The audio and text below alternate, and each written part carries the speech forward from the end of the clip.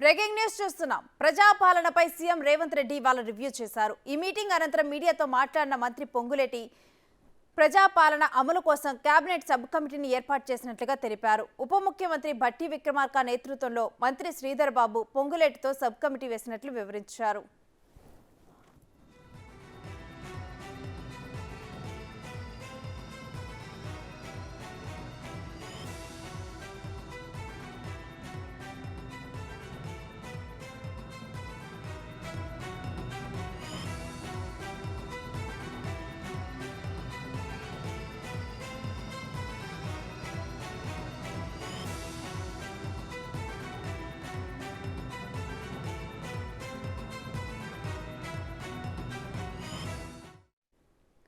ఇక ఇదే విషయానికి సంబంధించి మరింత సమాచారం మా ప్రతినిధి సాదిక్ లైవ్ లో అందిస్తారు. సాదిక్, ఈ సబ్ కమిటీ గురించి డీటెయిల్స్ ఏంటి?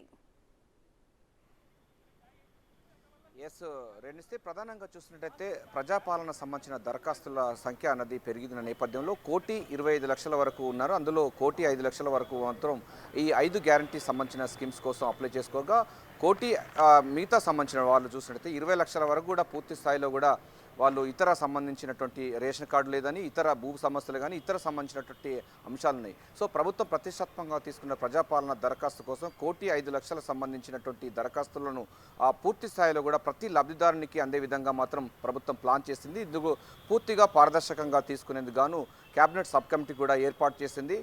డిప్యూటీ సీఎం మల్లు భట్టి విక్రమార్క చైర్మన్గా, అదేవిధంగా శ్రీధర్ బాబు, పొంగులేటి శ్రీనివాసరెడ్డి నాయకత్వంలో ఈ యొక్క సబ్ కమిటీ పనిచేయబోతుంది. సబ్ కమిటీ ప్రధానంగా పూర్తి స్థాయిలో ఈ యొక్క డేటా ఎంట్రీ సంబంధించింది, అంటే అప్లికేషన్స్ ఏదైతుందో 1,05,00,000 సంబంధించిన దరఖాస్తు అన్నింటి కూడా ఈ నెల 25 నుంచి లేకపోతే ఈ 30 తారీఖు వరకు ఈ నెల పూర్తి స్థాయిలో కూడా డేటా మొత్తం పూర్తి స్థాయిలో కంప్యూటర్లో పొందుపరుస్తారు. ఆ తర్వాత స్క్రూటినీ ప్రక్రియ పూర్తి స్థాయిలో మళ్ళీ గ్రామ సభలకు వెళ్ళి ఎవరైతే అప్లికేషన్ పెట్టుకున్నారో వారి దగ్గరికి వెళ్ళి ఎవరైతే నీడ్ పీపుల్ ఉన్నారో, ఎవరికి నిజంగా ఈ 5 గ్యారంటీ స్కీమ్స్ కావాల్సిన వాళ్ళు ఉన్నారో అన్నిటిపైన కూడా అధికారులతో వెళ్ళి మంత్రుల బృందం పూర్తి స్థాయిలో అధికారులు వెళ్ళి వారికి ఇటు మహాలక్ష్మి స్కీమ్ కానీ, లేక గృహజ్యోతి కానీ, ఇతర చేయూత, రైతు భరోసా లాంటి స్కీమ్స్ ఎవరికైతే అప్లికేబుల్ అవుతాయో దానికి సంబంధించిన పూర్తి స్థాయిలో తెలుసుకునేందుకు గాను ఈ యొక్క కేబినెట్ సబ్ కమిటీ ఉంది.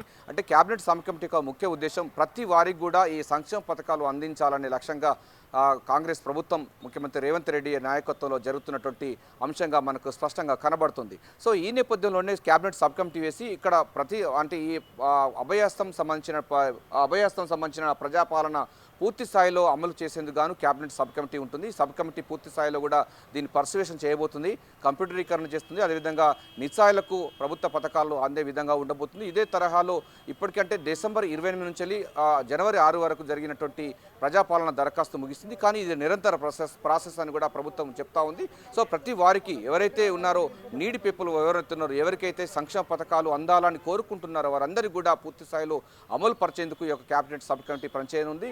ప్రభుత్వం మొత్తంగా చూసినట్లయితే ఈ యొక్క ప్రజాపాలన సంబంధించినటువంటి 6 గ్యారంటీ స్కీమ్స్ను తప్పనిసరిగా అమలు పరిచేందుకు తమ చిత్తశుద్ధితో పనిచేస్తున్నామని కూడా మంత్రులు స్పష్టం చేయడం జరిగింది.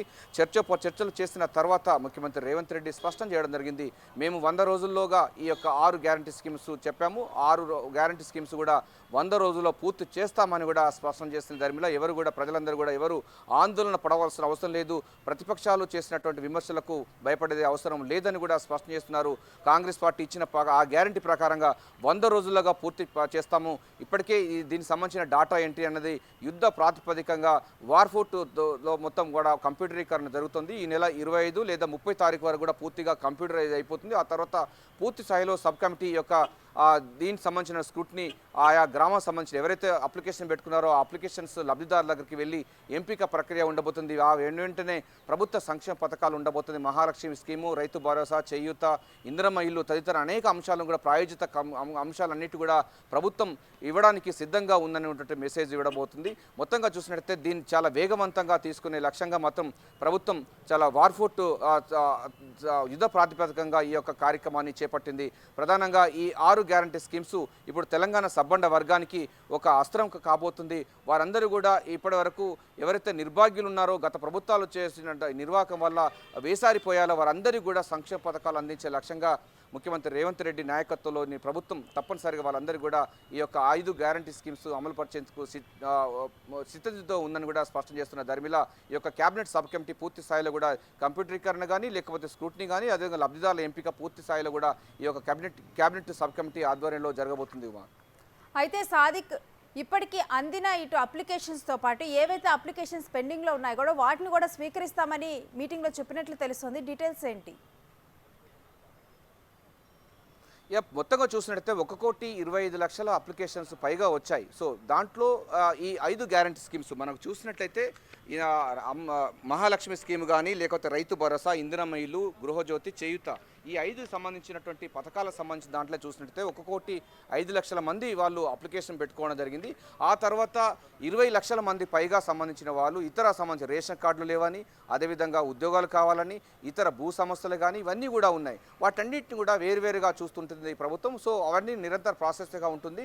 సో 1,05,00,000 సంబంధించినటువంటి అప్లికేషన్ను యుద్ధ ప్రాతిపదికన పూర్తి స్థాయిలో దాన్ని కంప్యూటరీకరణ చేసి లబ్ధిదారుల ఎంపిక పారదర్శకంగా చేసేందుకు ఏదైతే ఎవరికైతే లబ్ధిదారులకు ఉన్నారో వాటి నీడి పీపుల్ ఉన్నారో వారందరికీ కూడా ఇచ్చే విధంగా మాత్రం ఉంటుందని కూడా ప్రభుత్వం చెప్తా ఉంది. సో దానికి సంబంధించిన అంశాలు చూసినట్టయితే జనవరి 25 తారీఖు లేదా 30 తారీఖు వరకు పూర్తి స్థాయిలో కూడా ఇక 1,05,00,000 సంబంధించిన అప్లికేషన్ అన్నింటిని కూడా కంప్యూటరీకరణ చేస్తారు. ఆ తర్వాత కేబినెట్ సబ్ కమిటీ వీటన్నిటిపైన కూడా మొత్తం పూర్తి స్థాయిలో ఒక నివేదిక చేస్తుంది. ఆ ప్రకారంగా వారి దగ్గరికి వెళ్తారు. వారి దగ్గరికి వెళ్ళిన తర్వాత వారి యొక్క కుటుంబ పరిస్థితులు అదేవిధంగా అప్లికేషన్లు పెట్టుకున్నటువంటి అంశాన్ని బేరీజు వేసుకొని పూర్తి స్థాయిలో వారికి ఇచ్చే లక్ష్యంగా మాత్రం ఉండబోతుంది. సో దానికి సంబంధించిన ఈ 5 గ్యారంటీ స్కీమ్స్కు ఎవరైతే అప్లికేబుల్ అవుతారో వాళ్ళందరికీ కూడా పూర్తి స్థాయిలో ఈ 100 రోజుల్లో ఇచ్చే లక్ష్యంగా మాత్రం ప్రభుత్వం వ్యూహాత్మకంగా ముందుకు వెళ్తుంది. దీంతో పాటుగా మిగతా సంబంధించినటువంటి ధరణి సంబంధించిన బాధితులు ఉన్నారు, అదేవిధంగా ఉద్యోగాలు లేవని బాధితులు ఉన్నారు, అదేవిధంగా తెల్ల రేషన్ కార్డు లేవని బాధితులు ఉన్నారు.